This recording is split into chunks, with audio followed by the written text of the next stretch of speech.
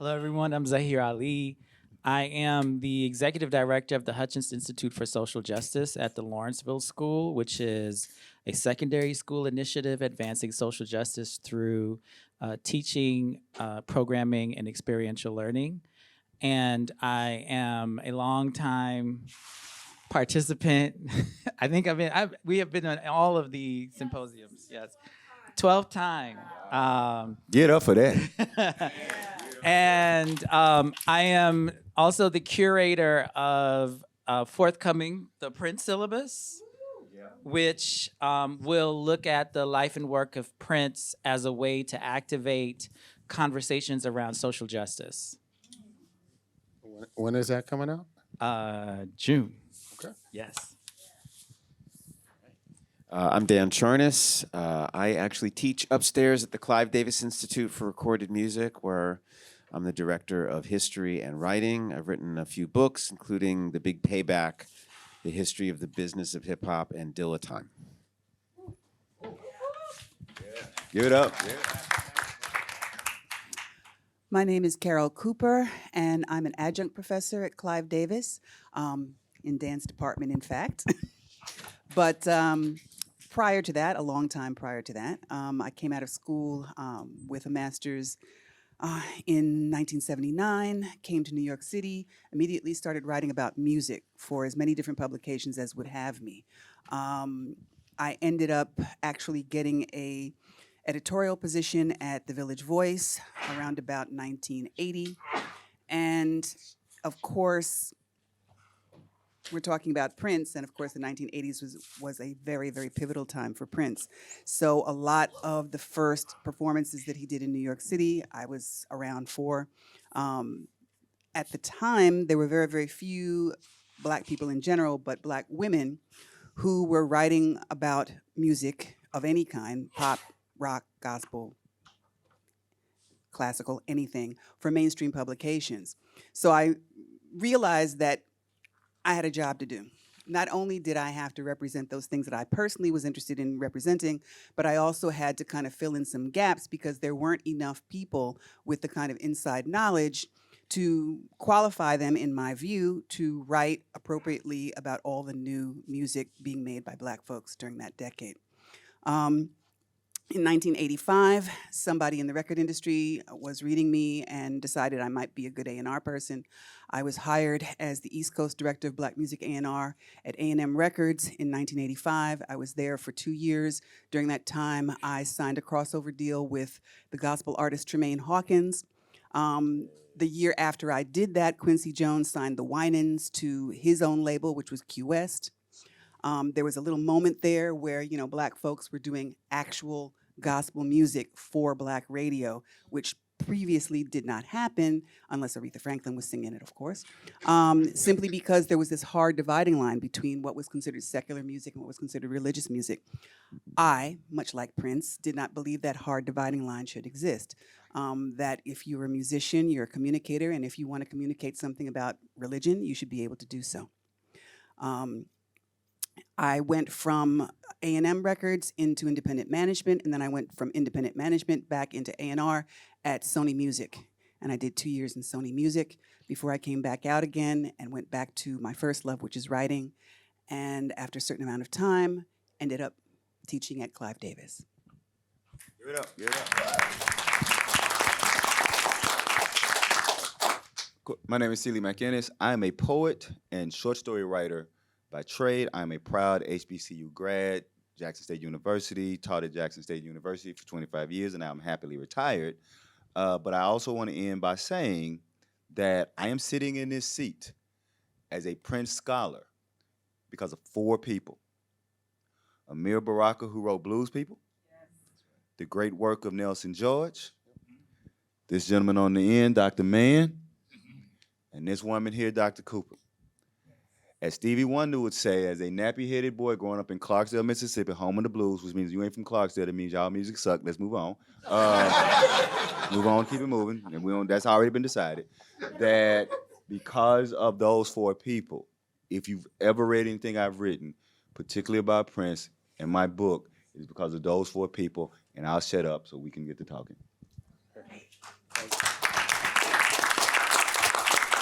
So I'm sure all of you have some opening statements to make, but if you would preface your statements with a memory of when you first saw the film. And we're starting with Chusa here. That's why I sat on the end. I first saw the film. I was a teenager, and I guess my memory was so my family was mostly in New York, but I grew up in Prince George's County, Maryland. But I spent all of my summers in New York, and basically our parents shipped us north instead of south. They shipped us north to get rid of us for the summer, and I had aunts and uncles who were like maybe 10 years older than me. They were in their 20s, so we had like, that sibling spread amongst my mother's family. So they were like the cool aunts and uncles, and they took us to see Purple Rain because it's like the thing. And and I remember coming, like just, my sister had brought home Controversy when it had come out. And I was probably all of like 8 years old when I heard "Do Me Baby" and was like, "I'ma tell mom." So she was already on Prince, and I was still on the tail end of Michael Jackson in 1984, but was transfixed by "When Doves Cry," which had been dominating the radio for a month or so a few months before the movie. But I just remember coming home, and there was an older aunt, and she was like, "So what did y'all do?" And we were like, "We went to see this movie, Purple Rain." And she went off on the younger aunts, like, "I can't believe you took him to see a rated R movie." And I think that's an important memory because that movie was my introduction to certain representations of adulthood. I think it was the first time I'd heard the word masturbate. I had to go look it up in the dictionary. I was like, "Oh, that's what they call it." But that was the introduction to Prince. The visuals and to my little sort of opening statement was about how this movie remade Minneapolis as a black city in representation. And Crystal Wise, I know she gave such a brilliant presentation this morning about Prince as a geographer, that he wasn't just a producer of music, but a producer of space.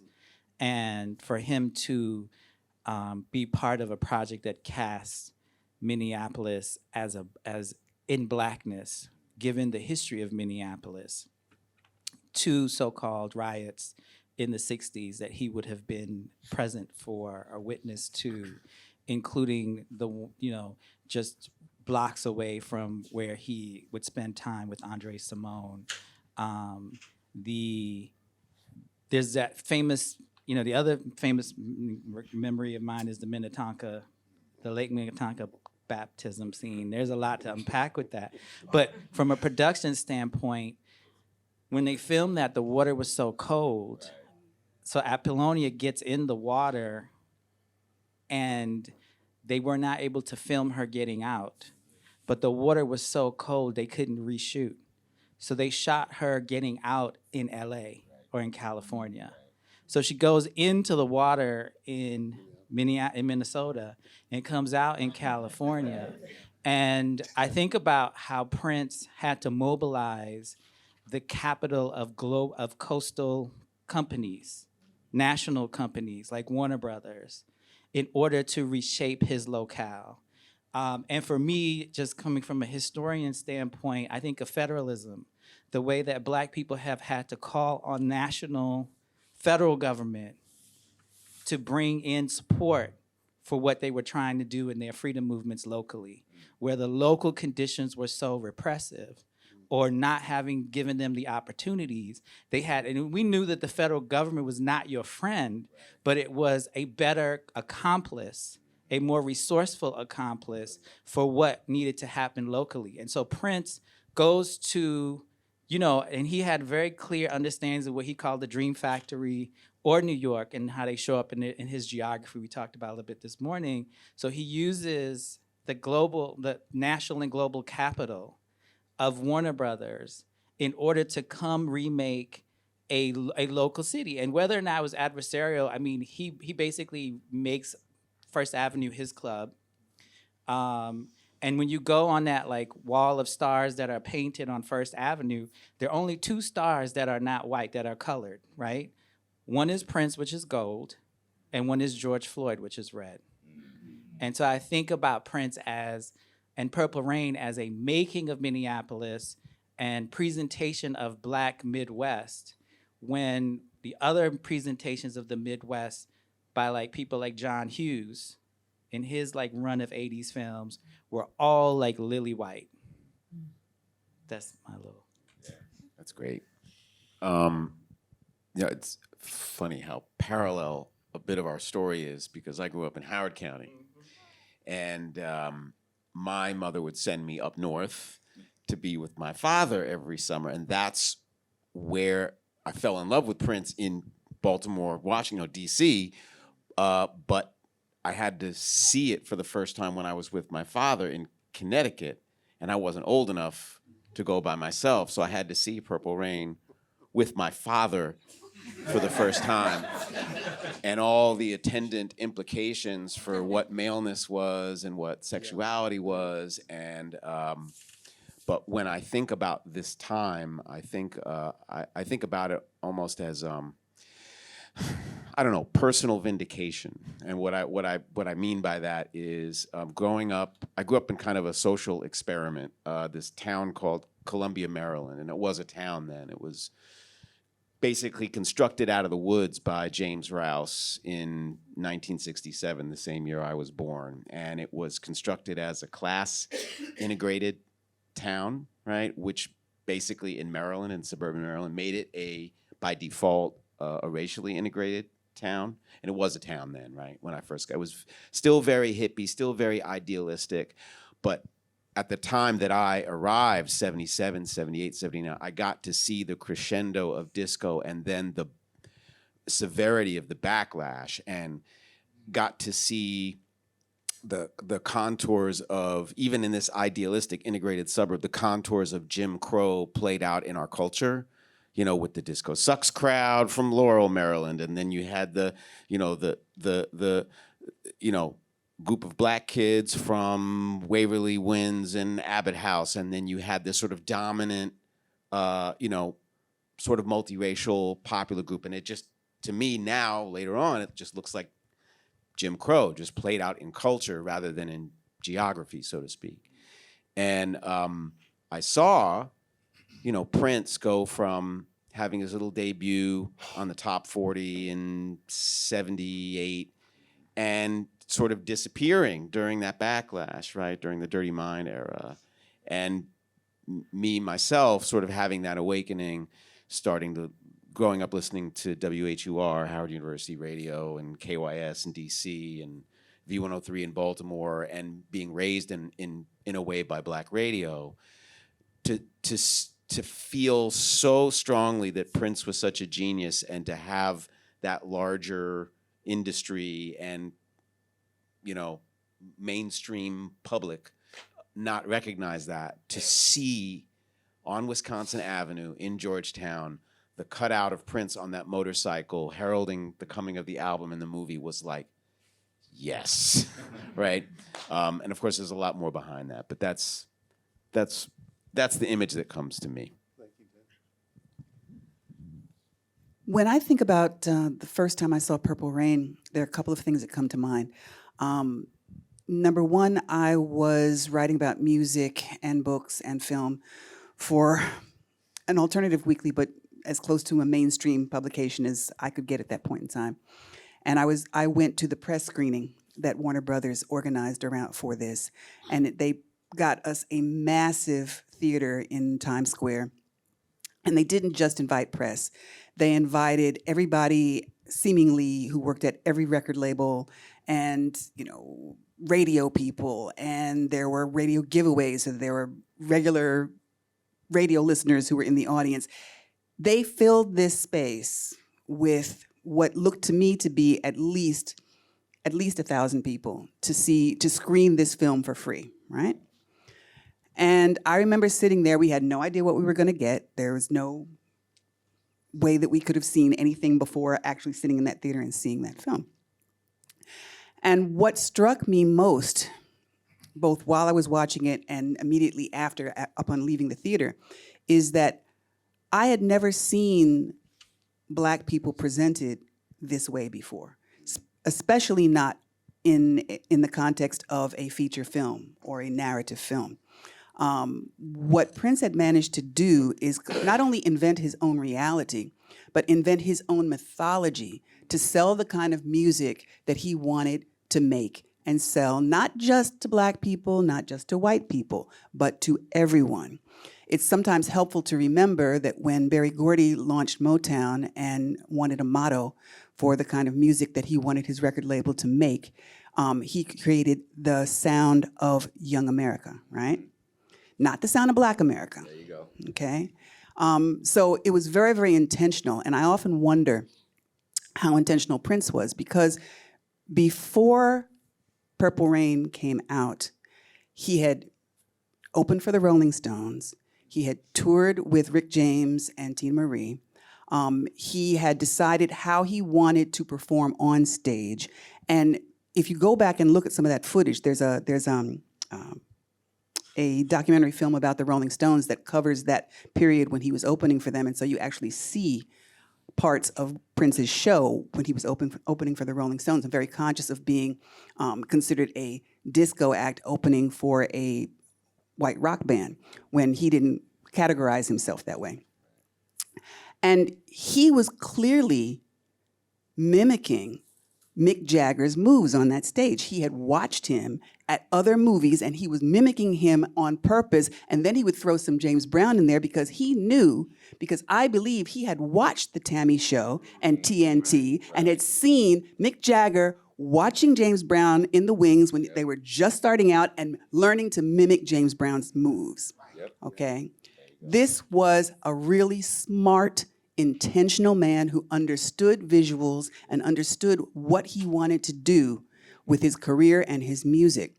And so when I'm sitting there in that theater and I'm watching how the men in the film are dressed, how the women in the film are dressed, the interactions between the men and the women in that film, the first thing I'm thinking, okay, he's mythologizing. He's clearly aware of the fact that when the Beatles wanted to break internationally, they put out A Hard Day's Night, and then they put out Help. Help was a complete fantasy having to do with nothing in reality. Hard Day's Night was rooted in reality, but it was still a world that they had carved out on their own based on their performances at the Cavern Club. It was based upon their live shows. So I'm saying, okay, Prince knows all of this. He's taking a big chance. He's spending a lot of money, his and other people's money. He has a plan. He thinks he knows how to break not only this movie to a mainstream audience, but also everything he wants to do after this movie comes out. And so that's my visceral memory of this. And I highly, highly recommend that if you have never seen the Tammy Show, which is on video, you can probably YouTube it. If you've never seen TNT, which was another dance program that came out in mid-60s, I think, mid or late 60s, that was basically showing what rock and roll originally was, which was a multiracial, multicultural music. I highly recommend you look at it because it'll make you look at Purple Rain very, very differently. And the third film I'll recommend that you see before you see Purple Rain again is The Girl Can't Help It, made in 1956. And I won't say anything more about it than that because you guys have to watch that. So, at the tender age of 14 years old, I had already seen Prince 3 times live. When I would tell people that, particularly about when my father took me to see Prince open for Rick James, my father would always say, "You ain't telling the story right." To which I would say, if I told it right, you would look even worse. So let me just tell it this way. Before he took me to see Prince open for Rick James, either on purpose or not on purpose, that's a story for another time, I, since the age of 6 years old, was going to the B.B. King homecoming concert in Indianola, Mississippi, which is 40 minutes from Clarksdale. So that was my life. I've been going to live events since I was 6 years old. My father took me and my cousin to see Purple Rain under the guise that we weren't old enough to buy tickets. When my cousin and I knew very well his ass wanted to go. Because the only reason I knew all of the Time songs is because he had both the albums. But we was like, okay, fine, he gonna pay for the ticket, let's go. And to the day he died, in fact, the day we walked out of the theater, as we would get in the car, he looked at me and my cousin and went, you know the Time kicked his ass, right? And we went, right? That's literally, and to the day he died, I'm sitting there. So I wanted to tell you all of that. B.B. King, we all know how it opens. For me, it is still the most powerfully opening film. Ladies and gentlemen, The Revolution. And that fucking silhouette. You have to understand, I'm from the home of the blues. But I was 14 years old, and there was not a black guitar player that was my fucking age. Every black guitar player I loved was old, including Muddy Waters, who I knew because he's from Clarksdale. And to see a young black dude in a silhouette holding a guitar sent something through me that I knew that whatever the fuck I wanted to do, I was gonna be able to do it. That's it. Carol brought up something about Prince's intentionality, and I want to read this film for a moment in the context of black film. We think about particular ways, right? We think about the Michaud period in the 30s and the 40s. We think about a little later blaxploitation, and we do this leap from blaxploitation to Spike Lee. And if we want to be more careful, we might go back a year and think about Crush Groove. But rarely, and of course, we can think about the cycle of prior movies, late 70s, early 80s, right? But we don't necessarily categorize them as black film the same way. However we have framed black film, we rarely include Purple Rain in that discussion of what becomes that new wave of black film in the 1980s. Y'all jump in? There you go. There you go. There you go. Yeah. You was working it out. You was working it out. We're gonna let you to finish working it out. I will say that, coming what you're saying, explosion of movies in the 70s, blaxploitation. From 1980 to 1984, black films dry up. In fact, in 1981, I believe, there's only one black movie that was made. It was a Rich Pryor movie that earned over $500,000. In fact, in 1984, the number of movies in 1984 are so plentiful that they are half of all the black movies made from 80 to 84. Thinking that term, why? What happened? The movies that were made for black people in the 70s were made by black people by their own money with intentionality. You could consider them part of the black nationalist movement, okay? When you look at the movies that were made in 1984, they were all movies made by and for black people, primarily with black dollars. A Soldier Story, which was a play, right, that got adapted into a written by a black man, right? Breaking, Beat Street, Breaking 2, which came out the same year, by the way. I'd forgotten that Breaking 1 and 2, both in 84. They rolled the hell out that cash cow. And why I will not call Purple Rain a black nationalist movie. Here's what it is. It is a movie by a black man who takes part of his money and uses this vehicle to control his own destiny.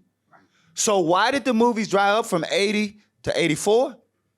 Because black people stopped being in control of their own movement and went back to the machine. And in 1984, it exploded again. So Prince is, while you can't call him a black nationalist, you can say that Purple Rain is definitely a part of a move of black sovereignty, of black people using art to take control of their identity and their economic power in a way that they knew. Because let's be clear, nobody else wanted, that's the list of movies. So there's all those list of movies there from 80 to 84, and you can see all those different ones. I'm not going to take up a lot of time. We forget that Leon Kennedy was a boss. Yes, Leon Kennedy, right. Penitentiary 2 is there. 600,000, and the reason that's there, 600,000. I don't think he spent but a couple of tens of thousands making it. And the last thing I'll say about these movies, I got how much they made. Here's 3 of those movies were the top-selling movies of their year, which means that Hollywood was intentionally not making black movies, even though they sold. That's important to note, that these are not black movies that were made that didn't make money. They made money and they still said, we're not going to make black movies. And so I'll just end on that the fact that, so you have to look at Purple Rain, and then you look at 84, all of these are black people adopting at least a black nationalistic ideal about taking control. You have to see Purple Rain in that vein. And I'll end on this, which means that it gives even more credence to the fact who funded the Martin Luther King video. Prince did. Malcolm. No. The celebration song. Right. But I'm coming to that. And who was one of the first donors to Malcolm X? So Prince has always been at the forefront and vanguard of black self-control. I'll shut up.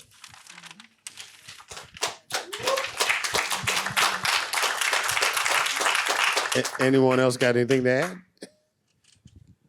I mean, having worked for Warner Brothers from 91 to 97, right? And having sort of met some of the people and worked with some of the people who helped Prince start his career, I think of it and when I started working for Warner Brothers, it was right around the time that Steve Ross, who ran Warner Communications, was merging it with Time Life to become Time Warner.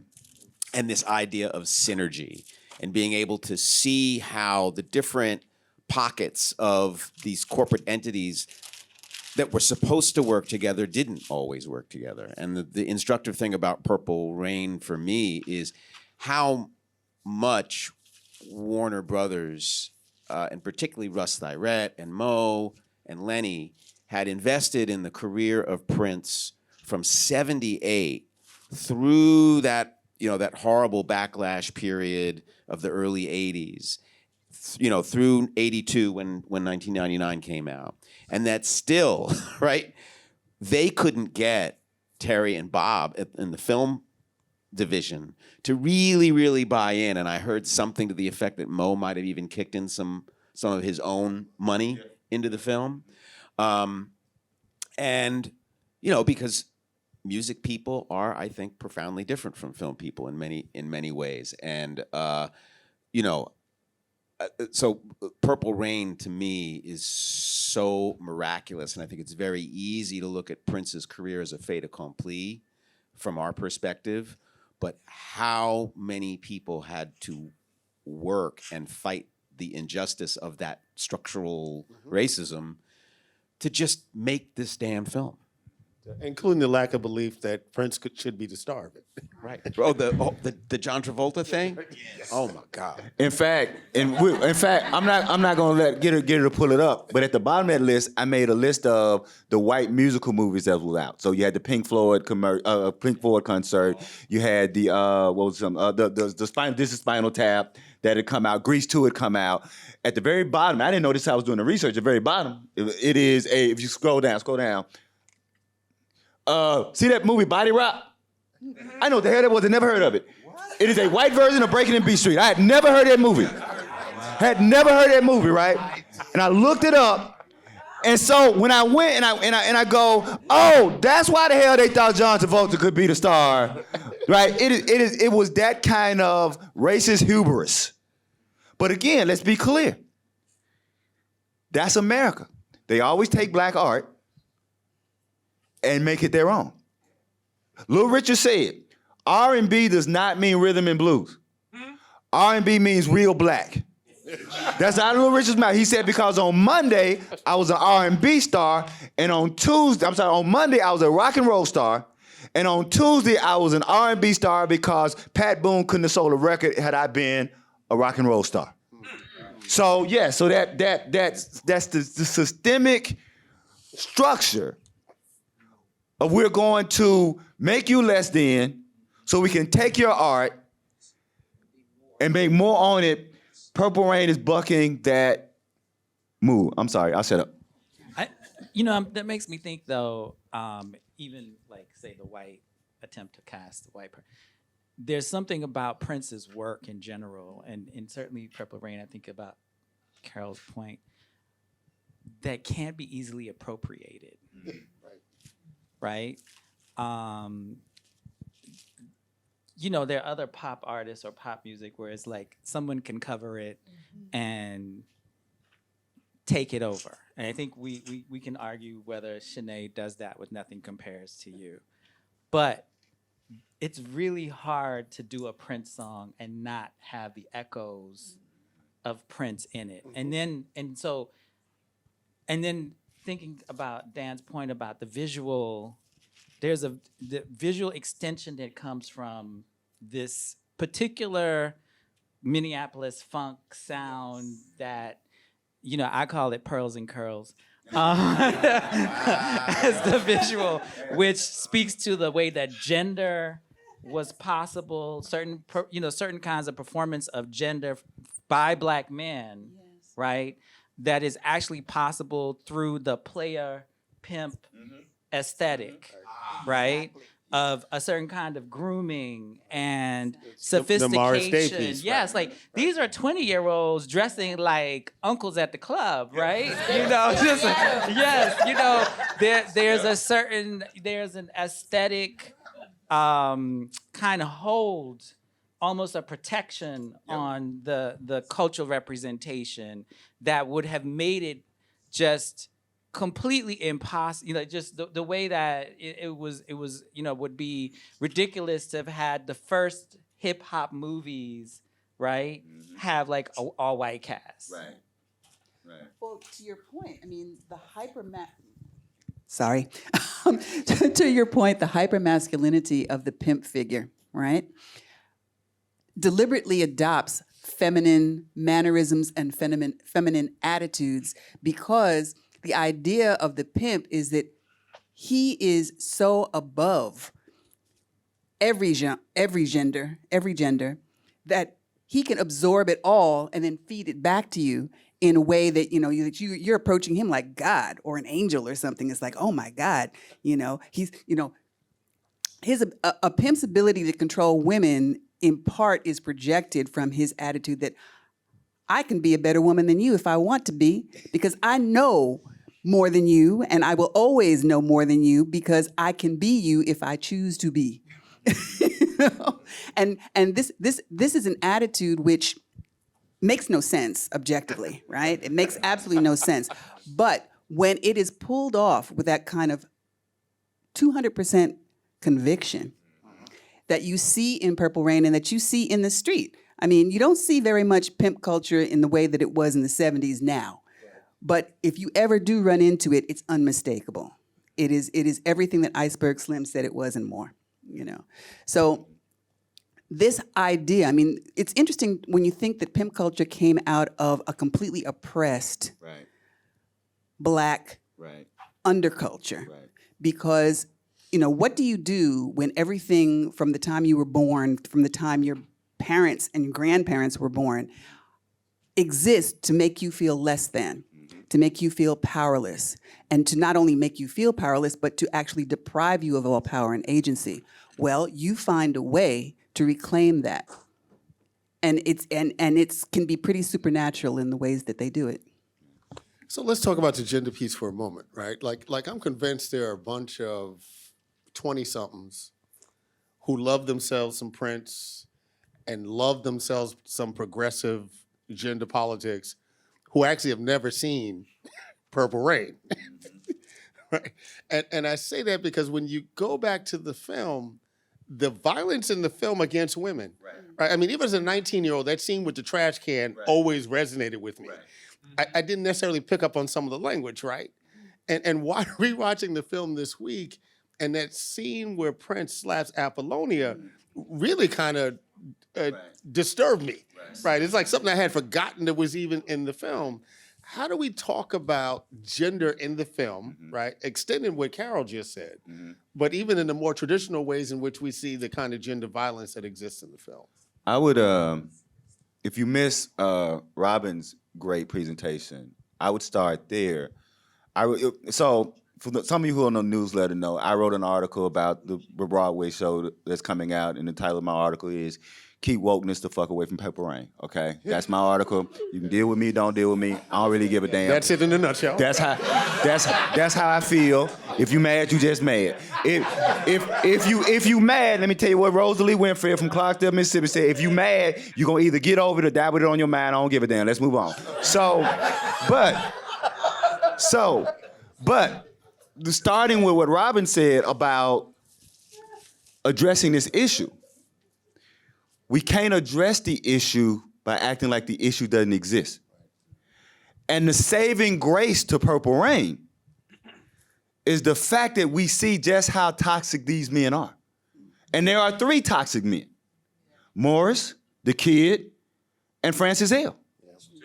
There is no denouement. There is no resolution if we don't see them overcome their toxicity. So removing the toxicity. Now, if you want to say, I want to show the toxicity in a lesser way, right? We want to make it PG-13 instead of R. Okay. But if you remove the toxicity, what you are then saying then that people can only be canceled but not transformed. If you remove the toxicity, we're only saying then that you are a flat, one-dimensional being, black man, that can't be changed, as opposed to giving you a film or a text to say you can come out of your bullshit and here's one of the ways how. So if we're really talking about art that makes a difference, that art that makes a difference has to unflinchingly look at that evil and then present an artistic point to show you how you can be transformed, and that is why we remember that movie today. I'll shut up. I think I agree with your points, but I would also say or underscore the fact that by including the father in that depiction of toxic masculinity, they're showing how it passes through generations. And that is another piece of the puzzle.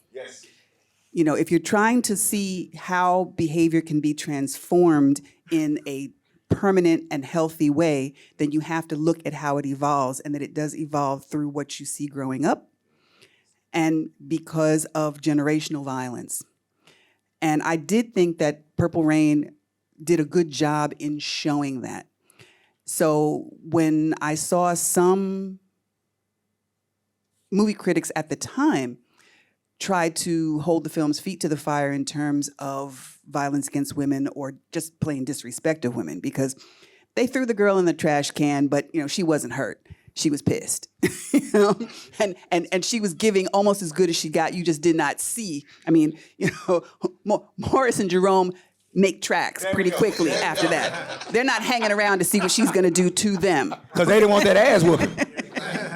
You know, so you know, it's a short movie. They weren't able to show you everything, but they were able to kind of leave you a trail of breadcrumbs to let you know that, you know, actions have consequences, actions have origins, and we need to pay attention to them.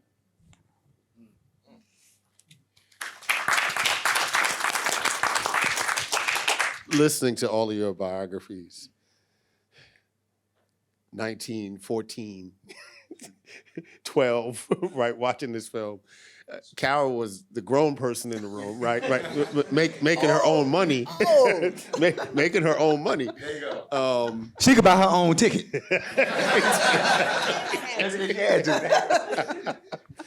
Thinking about that first viewing of the film and how you see the film now, what are the different things that you bring to bear in your sense of the film with maturity, with age, with access to more data and information that's different than how you felt about the film when you first watched it?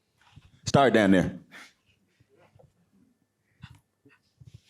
Yeah, sure. Well, I think that when you're 16 and a fan, there's an ingenuousness that you view these things with. And of course, now I'm 56. Wait a minute, hold on. Wait. Yeah, so 40 years later, damn. 40 years later, I'm looking at it and I sort of, the first thing I notice is, what I'll call, I don't know, androgynous, flamboyant misogyny, like the whole overcompensation of performing,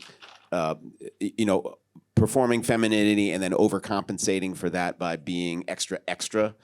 And I definitely understand where that comes from, and I also think about it like, wow, there was something going on in the main, quote unquote, mainstream pop world at the same time, how all those hair bands performed in the same way. So that's one thing. But there are also some enduring filmic things in that. One of the greatest opening scenes in any film, just the editing, the way that everything in the story and the characters are established in just, 5-6 minutes. And then little things that I remember feeling in the moment and still wondering about, like, why she throw that earring on the floor? Right. How do you light all those candles so quickly before she jumped in the window? Not being able to see him in the moment, but now every time I see him thinking, man, Fred Armisen really nailed it. You can't go back to that first watch. And I get, lastly, also seeing Purple Rain, I must have seen it 6 times in 1984. And in different theaters in Connecticut, in Maryland, and seeing it with different kinds of audiences, mostly white audiences, mostly black audiences. And, the laugh lines were very, very different in the different theaters. I'll never forget how I was watching it in Laurel, Maryland once, and PG County. And when she says King Kong and he says stop, the laughter coming from the theater was, I still remember it. Anyway, that's, you can't watch it again for the first time. I would have to say something about the performance footage in this film because let's face it, the film is made to basically sell music to people on top of everything else that happens. And so, what lingers, whether I'm rewatching it or just even remembering Purple Rain, are the individual cameo performances, which, again, they had no precedent in my personal experience. I had been, reviewing live music by the time I saw this film for about almost 5 years, 4.5 years. And I had seen every kind of act perform. But I had not seen anything like what The Time do, in that film. And the fact that, Jungle Love, the fans up in the bleachers are doing the steps, okay? That was frigging amazing. And I thought, what better way to telegraph the fact that my music is important, you need to know my music, you need to buy my music, than to present it in that way. Yeah, I think for me, I think now that we had the benefit to see how Prince, what this represented to Prince in his own trajectory, like, and think about how he might have put this in his body of work, and we'll set aside. I mean, we'll look at. I think of Sign of the Times as his next great attempt to do a performance film, this time with skits, right? And I think Prince, had he continued with us, would have done a Broadway musical. Yes. There's so much about Purple Rain that is ready for Broadway, like for real, right? But I've come to see this as like our generation's Rocky Horror Picture Show. If you've ever gone to a screening, like a contemporary screening of Purple Rain, people got the lines memorized. People are dancing in their seats or in the aisle. Some people come dressed with some purple something or some full-on reference in lingerie, lace, whatever it is, right? But it is ruffles, right? So it is like our Rocky Horror Picture Show, right? It still has that kind of culture. Mm-hmm. There's a whole culture built around it. And then the other thing, just thinking about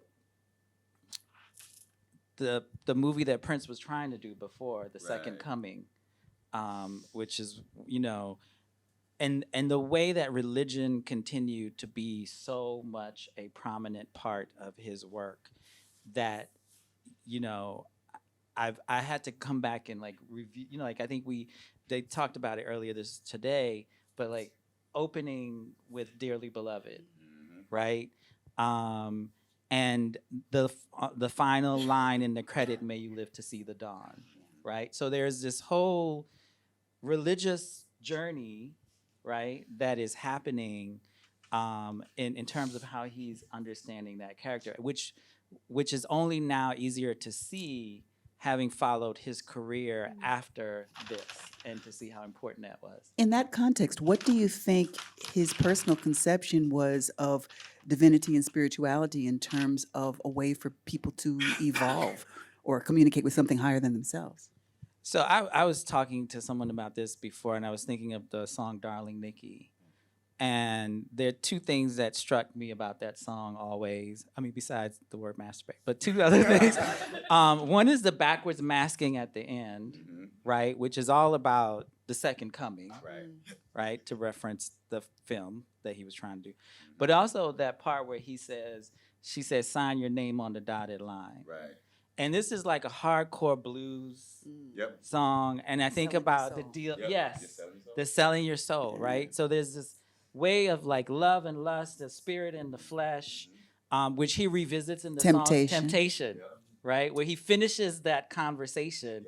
That is where the denouement happens, right? In Temptation, where he resolves that conflict that is introduced in Purple Rain. So that's how I think that he is trying to. So even the thing about the violence, like yes, and I remember seeing in the theater when people laughed at the woman getting thrown in the trash, but gasped at Apollonia getting slapped. And there's a lot about colorism and how who's valued and who's not. But I remember watching that the first time, coming away thinking like this is not a heroic thing. Right. Like when he hits her, it's not heroic. Right. It's not like, And he knows it and he knows immediately. it. Yes. Exactly. So this is a film of struggle, right? With the flesh, struggle with Yes, absolutely. carnality, but wanting to celebrate it as well. There you go. I was gonna say, keep Yeah. preaching. Yeah, no, the human experience, like shrunk to this like Yeah. personal dimension. Yeah. Yeah. But I was just gonna say that watching it again, I was never one of those people who thought, "Oh, this is just a video," right? I actually thought it was a movie from the first time I saw it. It's like it's a real movie, it's a good movie. But I knew enough about art that at 14, I kept waiting. I said, "Okay, so one day I'm gonna get old enough, and I'm gonna get old enough and become an adult, and I'm gonna go, well, this movie sucks." And it never happened. And I kept asking myself, well, why? And watching it again, so the smart thing they did was they anchored the dramatic weight in two seasoned actors, right? We all know Clarence Williams III. I got a story about my mom and Clarence Williams III that scarred me for the rest of my life, so I'm not gonna tell you all that. I didn't know my mama was a woman until I mentioned Clarence Williams III, and my mama went, "Lank?" That shit scared I was like, how, no, I don't even know what the hell lank is. And Olga, is it Carlatos? Go read her bio, go read her bio. You'll be surprised what she did. But what makes the movie stand up, and we don't give these people credit because we don't see them as actors, are specific acting choices. The reason Billy's transformation at the end is believable. On the surface, he looks like he's just a greedy club owner. But if you listen to how Billy talks to the kid, it's a grown person frustrated with a dumbass kid doing stupid shit. And it's a grown person who knew your daddy and watched your daddy do the same stupid shit. We couldn't save your daddy who was supposed to be the big star of the hood. And now here come your ass. And the reason is because culturally, a lot of people never had that Billy in their life. See, as a black child who had black men in my life that way, I knew that when black men talked to me that way, it wasn't because they hated me. Right. So that's an acting choice, and Billy Sparks never got credit for making an acting choice. Amen. See, there's Absolutely. a director's choice, there's a writer's choice, and there's an actor's choice. And then the other one I'll just end on is Morris Day doesn't get credit for the fact that he actually asked that after he delivered what I still think is one of the greatest hardcore lines in any movie, How's the Family? Oh. He asked the director, he said, hey man, don't leave me out there like that. Yeah, right. He's thinking about characterization. Now, of course, let's be clear. He's also thinking about, he knows smart enough. He's smart enough to know that they're not just gonna connect that to that damn character, they're gonna connect that to me. They're gonna think I'm an ass. But he's smart enough as an actor to say, you need to give me something else. Because here's the thing, if they don't give Morris that, then it's not believable when he's in the audience doing Baby I'm a Star. Right. We don't believe that he's with the kid then if the last thing we saw Morris do was diss the kid at his lowest point. So I think we have to get, and there are others, but I'll stop it though. Oh, and I'll just say I loved Who Was On First as a child. Like I knew Abbott and Costello. I was about to go there. I did not know that there were people who went to that movie who had never heard or never seen the Who's On First. Or who bit. see it now and have no idea what the reference is. Exactly. So when I was doing it, it was, I love this bit, and I love the way that Morris and Jerome were able to do the bit not as this over-the-top stereotypical black thing, but to put enough flair and seasoning in it that I could still love the Abbott and Costello bit, but it flowed. It had rhythm. And so those three acting choices for me is what makes it a good movie. Well, it was a quote. It was almost like a jazz quote. Yep, that's exactly. That's what it was. That's exactly it, a jazz quote. Thank you. So That's why we got her up here. But I just want, before you go on, I wanted to add one thing about the gender issue. The movie showed women wearing lingerie as streetwear, okay?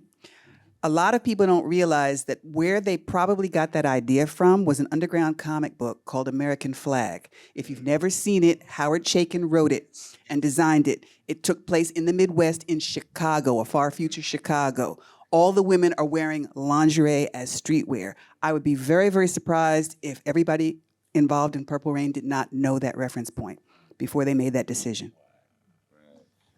So Brother McInnes put it out there already. And he is claiming, he's making his claim, taking his claim that Purple Rain is a good movie. I'm going to ask the other three.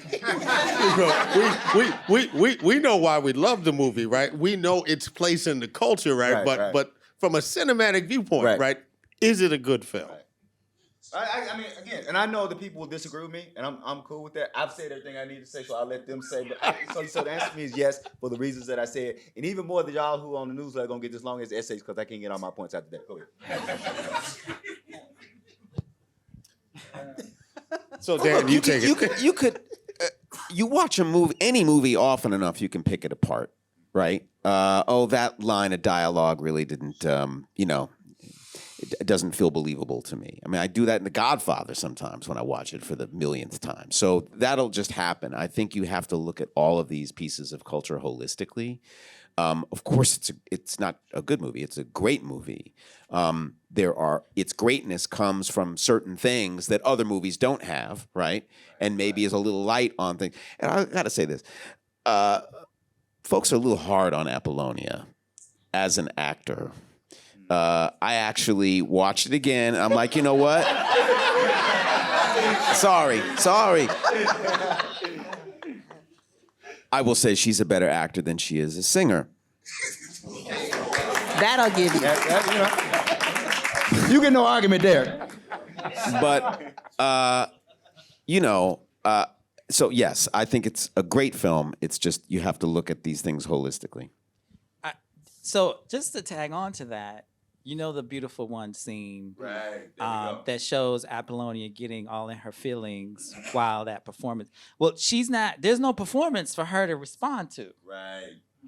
It's not like they were shot, they had multiple cameras and they're filming Prince and they're filming her, right? So ever since I learned that, I was like, okay, I gotta respect the fact that she's sitting up there, knowing he's dogging her out and calling her out and she's in her feelings.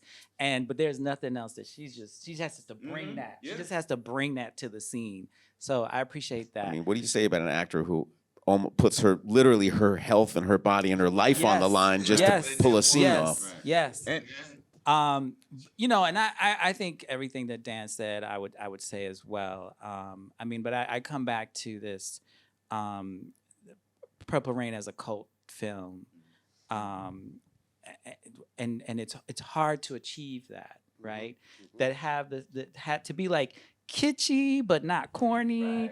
Have enough kind of hilarity, but that still kind of carries through. I mean, those jokes don't, they're like, this would be they don't always land. And like the stuff that in that moment we were like, like today is like, okay, what is this, right? Because the standards have shifted. But I think it there was so much of the time that it captures without being stamped to the time. I think they talked about this, like Minneapolis is there, but it's also nowhere because it's an imagined Minneapolis, right? It's an imagined geography. It's a noir, Yes, very much a exactly. noir. And it's in it's like 1984, and the politics of Reagan are, I think Kirsty said, they're like the social realities are not they're not explicit. They're there. They're implicit, right? Because you have First Avenue and what First Avenue is representing, and you look out in the audience, and that's what you see. And then you have the Taste Lounge where Apollonia is, which is like the Chitlin Circuit, right? And so that brings up the whole like segregation of Minneapolis, of the industry, of it's there, but it has that timelessness because it could be it's almost like it could be any town, it could be any band, it could be, I think that I remember a few years ago there was I don't know if it was Mali or West some West African or I don't know, like they were calling it the Purple Rain of, do y'all remember this? Yes.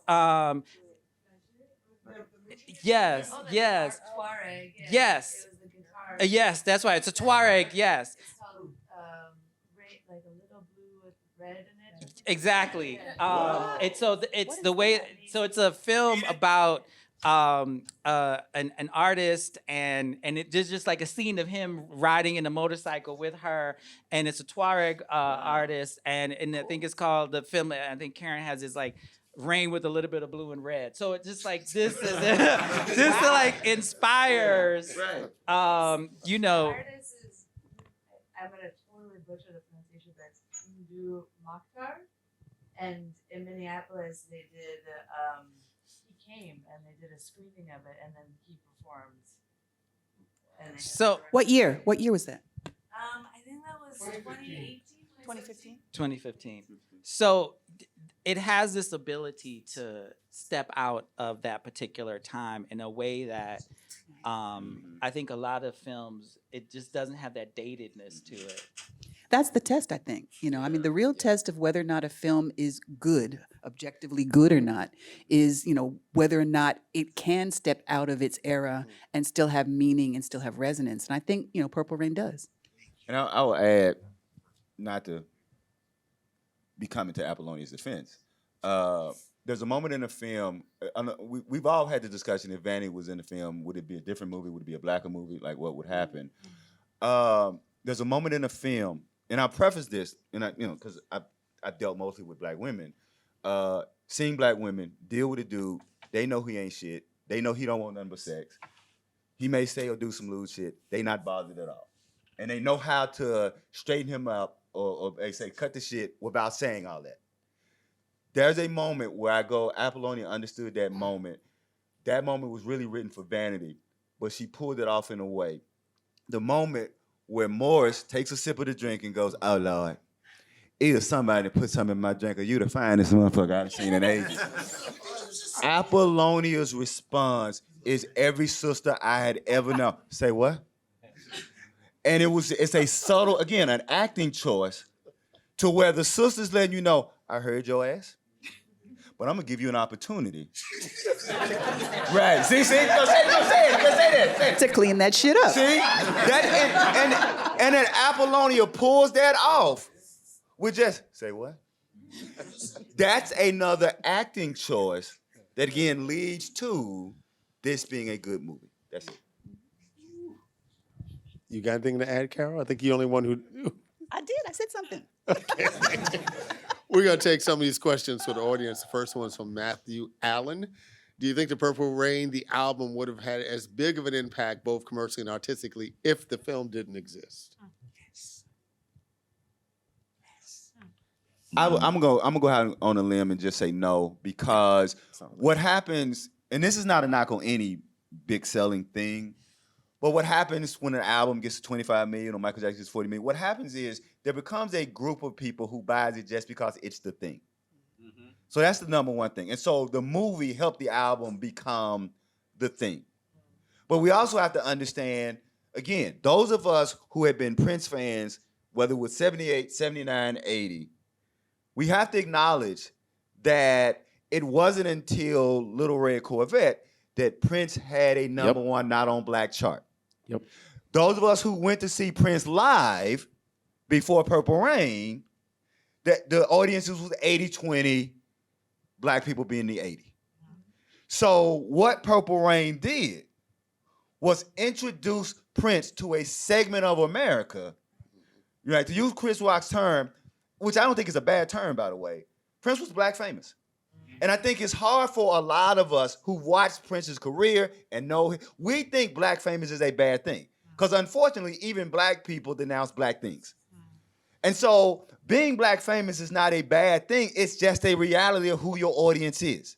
So I think that the movie put Prince, for those of us who knew, we came out of Purple Rain like, yeah, that's exactly what we thought it was going to be. And there were another group of people like, damn, I didn't know he could do that. And we were like, well, you should have been listening all the time. So that's the only reason why I say that the movie had to have some impact, because people bought it. And I don't know that just the MTV videos would have had That's the right. impact that the movie. That's it. Yeah, I want just to add to that. You know, you have to think about this in terms of what actually does it take to break a racketeering scheme. Right. That's what a racial racketeering scheme. That's what the music business had evolved into, and it started with the Harvard Report, right? It started with major record labels creating segmented, aka segregated. Apartheid marketing Right. schemes. And then you had Lee Abrams and the Superstars of Rock and Roll format creating the same sort of segregated structures in radio. And then with the ascendance and then the collapse of disco, you had this sort of, it was racketeering. You know, we think of the 80s looking back now as being a great, we think of it by its superstar black artists, but you can count them on one hand, and you know all by their first names. It's Prince, Tina, Michael, Lionel, and Prince, right? And maybe Janet. Right. But Luther never crossed over the never, top chart. no. Luther But never crossed over. beyond that, Atlantic was bitter Star, about it. Midnight Star, Gap Rick Band, never crossed Cameo, over. Luther, Renee and Rick never Angela, crossed like. There's this whole Whitney, yes, but that's undergirding. little Whitney's in there later. too. That's right. Whitney's here. Whitney, yeah, Whitney's number 5. This is what I'm saying. Not during the Prince same time. knew Yep. that it would take more than a successful pop record Yep. to get him to that next level, because Michael already had that. Right. He had, 13 years of stardom before that, Yep. and he had The Wiz, and he had, And he had a machine. Yeah. and he had a machine. He had a machine. And Frank Right. DeLeo. And Say that. there you go. Say that name again. So I think what amazes me about Michael and Prince is they're not, neither of them were passive in their careers. They were incredibly ambitious, and that's why I love. I'll just leave it there. I'll leave it there. I'll just add that the album would have done well, right? But it would not have done as well because there's something about Prince's storytelling that is quirky. And so this movie introduces people to the Princeverse, right? The Prince cinematic universe. To understand, what the hell is Purple Rain? I mean, what is Still don't Purple Rain, right? And there's so many little phrases that, Prince incorporated, the way that he constructed Right. things, right? Yep. You know, even thinking of like his opening lines of these songs, he's like some of his greatest songs have the best, like dig if you will, the picture. Right. Like the way that it's like the verb and the sentence structure Right. of that whole song Yeah. follows that, Yep. you know, the verb and the object. He's and the subject. mythologizing. Yes, Right. exactly. And Right. so without like I remember hearing the album first and being like, And then listening to the song, listening for the songs right, in the movie. exactly. And then when you see the movie, it's him. It's like a narrative assistance Yep. to the codes, right? It's like the code book to Purple It's a Rain. codex. It's a Yes. codex. And what you said before about the language he uses, it's almost like he's trying to write his own Bible. Right. You know, Yes. and he's bringing you into the religion of Prince in his way. Yes. And he's such a great storyteller that he is. And I said this before, he's blurring the line between soundtrack and musical. Right? Where Purple Rain is not a musical, right, in the technical sense. But those songs, they serve two purposes, right? They are either literal text, right? And you can look at the songs that are literal text, and there are songs that are thematic text. So the songs are either characters making a statement, a specific literal statement, take me with you. That's a specific literal statement, right? Or there are songs that are making a kind of metaphoric, thematic statement to enhance the symbolism of the movie. That's the genius of Prince. And so it's kind of like what Sexton was saying. We're talking about crafting, and while those of us who teach, who we want to let our students know that artists have to look at art the way mechanics look at cars, right? Other people know that they like art. As artists, we have to know why people like art so that we can employ those techniques. Prince clearly understood the techniques of storytelling in both film and songs to blur those lines just enough that you didn't know what the hell you were getting. You didn't know why you liked it, but you just liked it. And I think that is another testimony to his brilliant storytelling. This one specifically for you, Zahir. As a Malcolm X scholar, what might you consider the closest parallel between him and Prince, especially on the subject of both experiencing a sort of exiling from their environments that enriched them later? All right. I'm glad you're the Malcolm X scholar.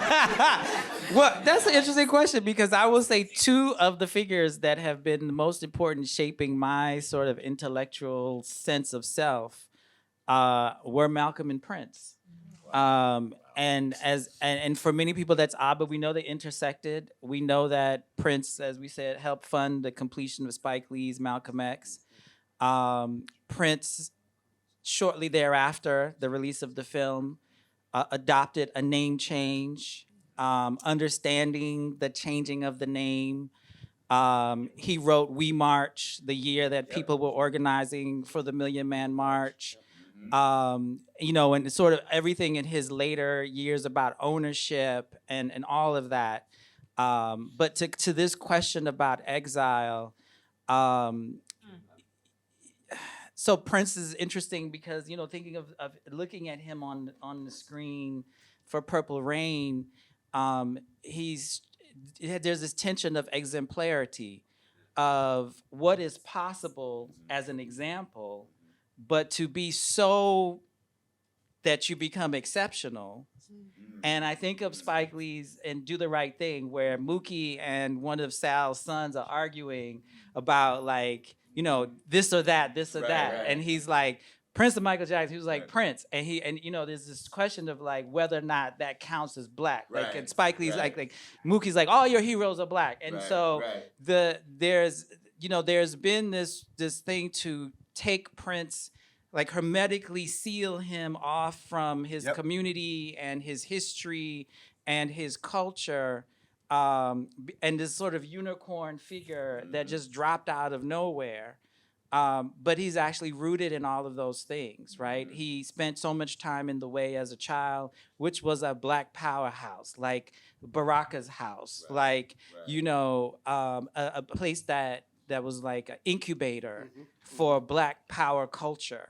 And so, he doesn't express it the way that we would see, a Malcolm, but I see those parallels in terms of the need to be self-determining. Like, we could, I would make an argument about Prince as a Black nationalist, not maybe a theoretical Black nationalist, but in the Black nationalism that is common to people's culture. And economic. And economic. So when you hear him in Dance Music, Sex, Romance saying all the white people clap on the floor and he's counting out, right? That's cultural nationalism. That's cultural nationalism. That's playing off of like, we have a certain kind of thing. When you hear I can't remember which time song, it's like, we don't like New Wave, we don't like policemen, right? Or police don't have no gun, we don't have to run, right? Like there is this sort of comments, I think Wanima Lubiano talked about a common sense Black nationalism, right? A sense of peoplehood, a sense of self-determination, and a sense of ownership that was really important. Right? The need to own something, which is why Prince became so obsessed with owning his work. Right? And so I think that's how I see the parallels. Thank you for that. Get up for that. So this is a question coming from Camila. Let's get into this colorism question for a moment, right? Because we can have an argument about Vanity versus Apollonia, and we can have the argument because we know that Apollonia is white, right? But we also know Vanity represented a different kind of color on the Black color scale. What if it was Beverly Todd, right? Or a darker hued Black woman that was in that role? How does the film play out, and what's the reception to the film? So just give me. So, because I'm going to say something I know it's going to upset some people, but I love Under the Cherry Moon. So I'm going to start at Under the Cherry Moon and work my way back. I need everybody Under the Cherry Moon. I love Under the Cherry Moon. I watch that movie at least twice a year. Love the movie. However, you cannot have a movie where two Black guys chase a white woman for an hour and a half, and then Christopher's come to Jesus moment is being scared the hell out by a middle-aged Black woman. And the fact that nobody watching that went, nah, we can't have that image. That nobody went, hey, that ain't gonna. Now, I'm saying that, so what I'm saying is that, and it was the 80s. And as the comic Pierre said, remember the comic Pierre said, y'all didn't clap me, but don't worry about it, light skin coming back in style. Right? If those who know who Pierre is may not know that joke, right? So that it's very clear that the type of woman with whom Prince was always paired for many, many years, whether by his choosing or other, was not somebody who was seen as such and such definably Black. Like, I didn't know for years that the sister in the Kiss video was a Black Dutch sister. I didn't even know Black Dutch people existed. I'm just gonna let you put it out there like that. Even though Black people were enslaved all over the world, I didn't know they existed. And the beautiful experience. Remember what Nona Gay says in The Beautiful Experience, and I bring that up because that's Prince directly responding to the fact that people had issues with his color, because Nona said, what does he say? Right after the Most Beautiful Girl in the World video plays, she types into the machine, she says that, I know I'm not your type of beauty. Prince wrote that. Let's be clear. Prince wrote that script. Prince wrote all of that. So the words that Nona Gay is typing are Prince's words responding to, knowledgeable of, that the conversation is being had. So you cannot sit here and say that the issue of colorism didn't exist and want to ignore it when Prince himself eventually, and we were all, well, not we all, but it did mean something in the Black Sweat video when you looked up and you saw what the sister looked like. It meant something to me. So if it didn't mean, and the question is, why did it mean that to me? Because for how many years had the leading woman not been that? And so that is, as y'all know, I am the least hip hop person on the planet. But I do give hip hop credit for one of the things that it did do is that it made the around the way girl the trophy girl, the sought out girl in a way. To a degree. Well, I mean, to a degree. But what I'm saying is, what I'm saying is better than what it had. Because if you look at those videos in the 80s, the vast majority of videos in the 80s of black males were all with white women or very light-skinned women. Every night on BET, that's what we saw. Every night on BET, you rarely saw a dark-skinned or a brown woman as the leading actress in an R&B video. So I said very rarely, right? So she was one of the few. And so I think that we have to understand that it was a particular choice being made. And we can quibble about who was making the choice, but the type was a choice that was made. I'll shut up. Well, I feel compelled to say something because I was there at a particular inflection point in the culture. The first artist that I worked with when I started working for Rick Rubin was Sir Mix-a-Lot, and the video that we were working on was Baby Got Back. And I say this not to be funny, but there was literally a point in the shoot, which was on the Chaplin stage at the old A&M lot on La Brea, where Mix was about to walk off the set because, for a number of things, but the casting was a problem, and Mix wanted and got darker skinned, darker shaded women in that. Now, say what you will, it's still objectification, right. It's still patriarchy, but baby steps. I wonder. I mean, I'm also thinking of. So I think so we have to take collectively as an audience responsibility too for how certain figures have we've used them to function in narrative, right? So I'm thinking of like the role of the mulatto in black literature, right? The tragic mulatto. As a transgressive figure in between two worlds, neither this nor that, has a home, is not at home, and how like that, like reinforce that convention by receiving it and letting it do that work for us, right? And I think that whether or not Prince was, so people have their tastes, but also are part of this culture too, and playing it out as well. And I do think Prince played it out. I think the intentionality of presenting himself in the film as biracial, which was again to transgress the categories that he was being put in. Absolutely. I mean, it was basically again to defeat the apartheid marketing system that he was being held back by, and it was a calculation for that. But when Prince finally did start speaking to the press in any kind of substantive way, I do not believe he ever directly addressed the colorism in his videos or the colorism in his movies. And I regret that because I would have wanted to hear what he had to say because he knew what the issue was. I think last time we were all here, Jill Jones was speaking about the fact that, she's biracial. And when she was singing, she met Prince when she was singing with Rick James. And Prince was all up in her face asking her what she was. Yep. And she said that after a while, she started to resent having to explain to him, one of my parents is black, and what is it to you? So I mean, it's interesting. I don't know if people I didn't go to Minneapolis in the 80s, but I've been there enough times to see the lingering who people's parents are, right? And I don't know what the percentages are, but there's a small percentage of black people in Minnesota and certainly in Minneapolis. But it seems like a lot of multiracial families. Right? So quick and story. I think of Columbia is like that.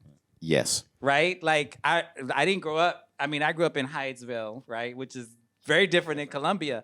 But we growing up knew we didn't have it. The movie didn't come out yet, but we would have called Columbia the jungle fever capital of Maryland, right? This is what, but you know what I'm saying, right? There was just you went to Columbia Mall and you were like, this is a whole different situation happening here. Right. And Minneapolis is kind of like So that. yeah, cool. So just a quick story, and because my issues got changed. So I'm writing my book. I go to Minneapolis in '94 and '95. When I started going to Minneapolis in '94 and '95, the African American population was only 3%. So it was, in actual fact, it was less than 3%, but it was 3% black. So this is a story I told, and I'm telling as quick as I can. My wife and I, we go to Glam Slam. So Glam Slam is still open. I go to the bathroom. I need everybody in this room to know all I did was I walked to the bathroom and I walked back. As I'm walking back, 3 women gave me their number. No, hold on, slow down, because trust me. Now, the kind of guy that I am, I sit with my wife, because this is the kind of relationship me and my wife have. I put the numbers on and say, hey, you step up your game, your boy. You see what your boy out here, right? you step your game up, your boy is out here, right? Because look, I'm goofy and I know if somebody's hitting on me, it ain't because I'm looking good and all this. So I really understand who I am. I'm a 5 at best. So my wife looks at that because my wife is clearly the person with all the beauty power in the relationship. Like she's like, player, feel good for yourself. A brother at the table says, oh, you don't know what's going on. And I go, what do you mean? He said, look around. So I look around the club, and I see people, he said, look around. I look around. Took me 3 times, I go, oh shit. I was the only black dude in Glam Slam with a black woman. Wow. It had gotten so bad that the black women, he said that they know that you are at least open to the idea of being with a black woman, and they will share you. Let me finish. I would tell when in my world literature class, we would deal with colorism in literature. I would tell their story as part of dealing with colorism in literature. I told their story 3 or 4 years. About the 4th or 5th year I told their story, a young girl starts laughing, falling out of her chair. But it's that kind of testimonial laughter. And I turned to the student and I go, that's a laughter like she said, I was born and raised in Minneapolis. So she was giving me affirmation. So I realized that when you are smothered in that type of whiteness, Minneapolis was the first place I ever went in my life where I had to go look for black people. The other place was Utah. That is, because I was out in Richfield. No, like Utah, man, Utah. I had to, but I was when I was working on the book. I lived in Richfield. Well, Portland. I would put Portland up there. Okay. So I remember. So my hotel was in Richfield, and every day I would get up and literally, let's go find the black people. That's what I did every time, and it was the only place in my life. Because I'm a Southerner, there's a whole lot of black people in Mississippi. So I can find, but so I say that to say that, because I want to come back to what Brother Ali was saying, is that all of that is, we are all simply products of our particular environment. So we have to understand that whatever colorism is playing out in Prince's artistry, is because he's a black dude who lives in a place that's less than 3% black. And if you're living in a place that's less than 3% black, where you are told every damn day you ain't shit, and here's what you have to do to become something, then it's going to manifest itself. And so for me, the fact that Prince was able to counteract that in any way, the fact that he understood enough to say, you know what, if this the game I got to play, to not be a black man limited so you can't control the art that I play. Because I keep saying that Prince was one of the few people who understood that human beings are pie charts with multiple slices, and he was one of the few who you are not going to limit the number of slices in his chart. Yes, and 2 things can be true.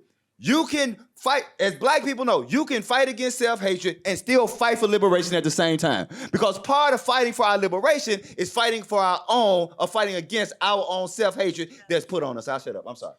I think it's really, really important to hear that. And I think of, like Carol's point that Prince never addressed it. Because we can describe something and also fall into the trap of re-inscribing it. Right? And so I think what we have to do is be willing to critically, like be critical about this. Like this is problematic in a way that it's not canceling. It's not, dismissing or diminishing, but it's, yes, we are products of the environment, and we have to develop the critical capacities to resist the toxicity in our environment.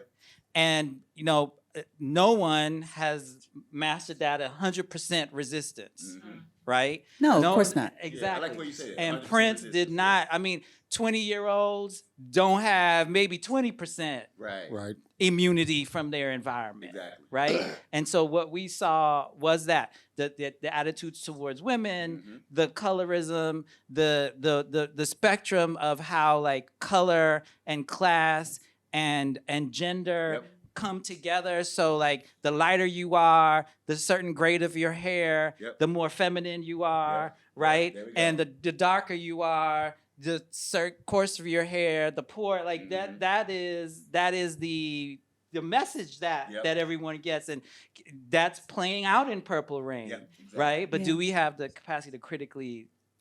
But I will say this. I will say that throughout his career, Prince took those dualities. He took those binaries, constantly juxtaposed them against each other in such a way that he was trying to say, human beings need to get beyond this. Yes. And so I think that his concept of evolution, whether it be cultural or personal, was, I realize that I feel this way. I realize that a lot of people feel this way. I realize that I've been conditioned to feel this way.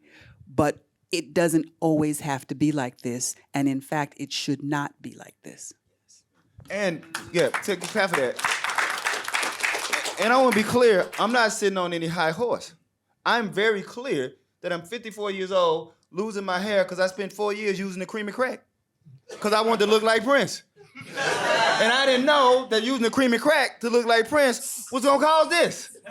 Had I known all those years ago, I wouldn't have used the cream. So even someone who was raised in a there you go, who was raised in a house with a black nationalist male, who knew and subscribed about what it was to be black and beautiful and strong, did not stop his son, me, from perming my hair, and him looking at me like, and perming my hair, and he looking at me like, I done lost the boy.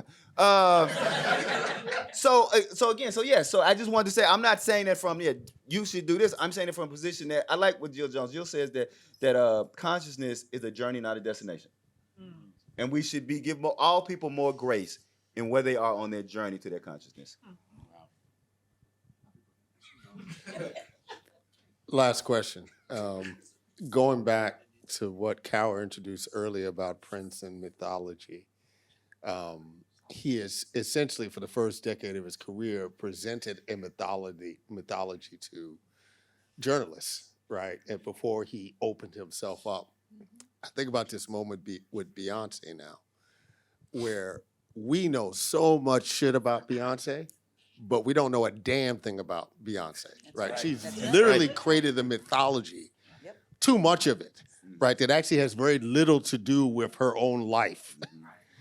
How much do you think Prince's decision to do that in his era empowered artists, his contemporaries, and those who came afterwards? Like, 'cause think about it in the context of Michael.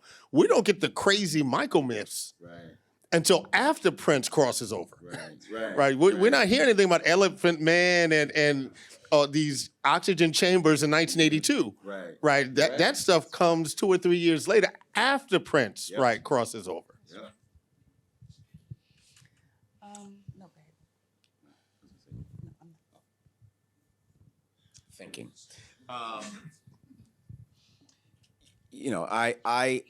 I think Prince's reluctance to speak might have also been a byproduct of the media environment of the time. I mean, I used to, in Columbia, I used to work at the drug fair, the drugstore, and I used to have to arrange all the magazines and everything. And there was Ebony and Jet, and then Black Beat and Right On, and maybe Black Enterprise. That's it. That's all the media that would pay attention to him for the first at least 4 albums.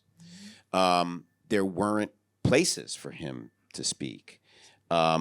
Maybe there was he found some power in that, at least when talking to the mainstream media. And I just remember the impact of seeing a Q&A with him in Rolling Stone for the first time. was really, really powerful. So I don't know that I have an answer, but I think the career of Prince and Prince's disposition towards journalists and the media is a meditation on the benefits and demerits of trying to control a narrative. Does that make any sense?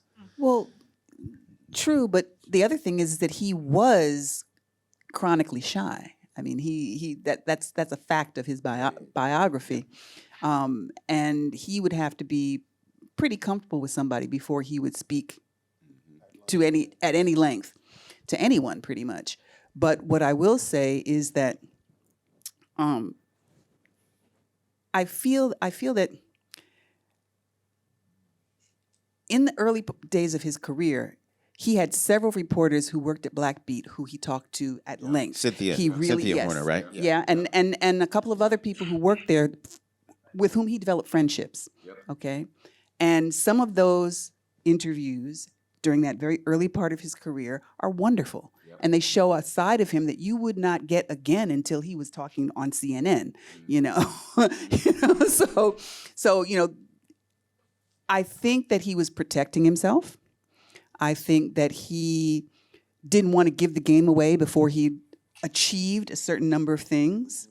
And he realized that, part of what some journalists would do, particularly the Rolling Stone Right. mainstream journalists would do, is try to blow his game. Basically try to tease out enough information about him so they could then dismiss him safely. Go ahead. I think he also mastered the art of withholding, and his use of silence, even in the studio, right? Of drawing down, like zeroing out certain instruments, long pauses, purposely withholding. So I think there's that, and his use of silence. I also think is an act of dissembling, right? Which Black people have used forever. Like we wear the mask, right? And he understood which mask I'm gonna put on today, right? So then there's the trickster figure, right? Like this, but these sleights of hand. So I think that some of his engagement with the press had withholding, dissembling, and sleights of hand that were more over time. exactly. And so I think about how when Prince entered onto Twitter, which was his first self engagement, because we knew from the people that work with him, he would read the bulletin boards and the message boards and stuff like that, because he was interested in the immediate reviews of his performances. But the way that he used Twitter was very different than anyone else, and then Neil Dash has talked about this, right? He was still in the age of social media able to maintain this mystery, right? Which is rare. And I look at someone like Beyonce, and it was like she's one of the few people that is able to do that. Now I think she also has a massive machine to overpower any counter narratives, and the way that Prince didn't at the time that he's engaging social media. He's basically a one-man operation. Literally, he was probably on the computer himself, right? In the way that Beyonce is not her writing her own tweets, right? But he's on there himself, and he's even doing the retweets weird, right? You know what I mean? But he was still able, and if you read his tweets, they're filled with that same kind of mystery and mystique, and exactly. So I think that he had that withholding. And I would say, just connecting what Brother Charney said about the magazines and what Dr. Cooper said, it's clear Prince understood, and I'm not even saying it was always malicious, but he understood that white journalists engaged him differently than Black journalists. And because, and he knew it because, and I could never understand this, right? And after this, you can tell me, I could never understand February, March, April 81, when Prince first tells the lie of his mixed race, okay? In February 81, I think one parent is Black, the other parent is mixed. March 81, the other parent is Black, and the other parent is mixed. April 81, they both were fucking everything. My question was, did not one journalist look at the other journalist's article and go, hey? No, almost never. But clearly Prince knew, though, he was talking to white journalists who may not have been that culturally invested in him. And the example of that is what you said at the beginning, who and how he talked at the beginning, and the great Miles Morales interview, where Miles, black man talking to black man, Prince got a little too comfortable. Told Miles Marshall. Miles Marshall, I'm sorry. Miles Marshall. Damn, I'm talking about the damn Spider-Man. There you go. Ebony Magazine. I'm sorry, Miles. I'm sorry, Miles.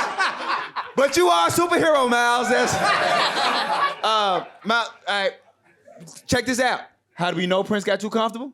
Because he had him take that shit down. That's like we up here talking, and then you go post it, and there was clearly something Prince felt uncomfortable about, but that it was a black journalist that was able to get that out of him that no other journalist could get. I'll shut up. Thank you all. Thank you. Thank you. Thank you so much to each and every one of you. That was a brilliant roundtable. Yes, one for the records. Really appreciate it.